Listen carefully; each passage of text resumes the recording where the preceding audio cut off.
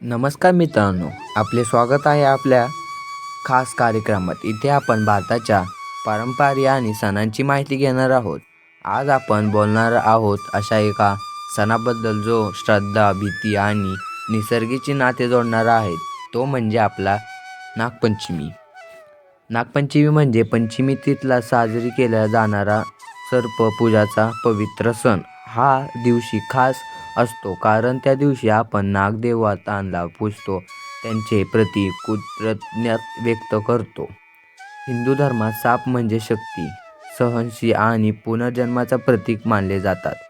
नागराजा वासुकी तक्षक या सर्वांचा उल्लेख आपल्या पुराणात वावर येतो.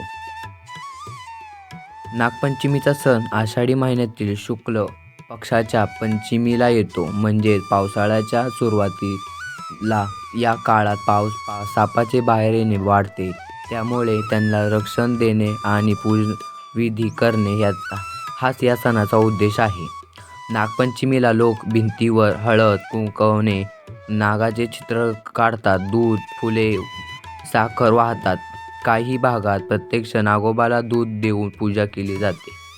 पश्चिम महाराष्ट्र, कर्नाटक, उत्तर प्रदेश आणि उत्तर भारतात नागपंचमी वेगवेगळ्या पद्धतीने साजरी केली जाते. विशेषतः महिलांसाठी हा सण फार महत्त्वाचा आहे. या दिवशी बहुतेक घरांमध्ये उपवास केला जातो.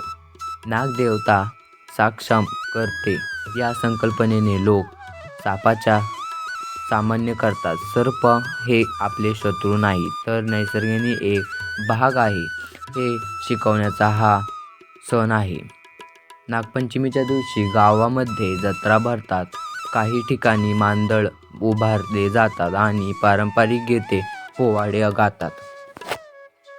एक प्रसिद्ध लोककथा आहे, सीतेसरुवाडीची नागकथा. या कथेत एक बहीण नागोबाची पूजा न केल्यामुळे तिचा भाऊ नागाच्या कोपाने मृत्युमुखी पडतो.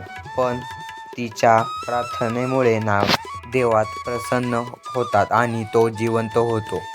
त्यामुळे नागपंचमीला बहीण भावाच्या आयुष्यासाठी उपवास करतात.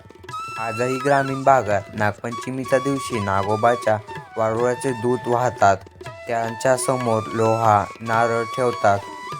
भक्तीने भरलेली ही परंपरा आजच्या काळातही तितकीच जिवंत आहे.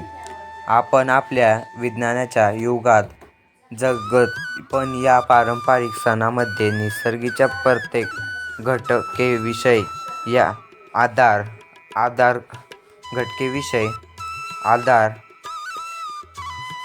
बाळगण्याचं सुंदर तत्त्वज्ञान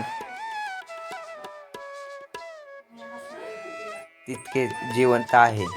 आज आपण विज्ञानाच्या युगात जगतो, पण या पारंपरिक सणांमध्ये निसर्गाच्या प्रत्येक घटनेविषयी आदर बाळगण्याचं सुंदर तत्त्वज्ञान आहे. नागपंचमी हे आज एक जिवंत उदाहरण आहे. मित्रांनो, हा सण साजरा करताना आपण वनाचे आणि सर्पाचे संरक्षण करण्याचा संकल्प करूया. सर्प हा शत्रू नाही, तो निसर्गाचा एक भाग आहे.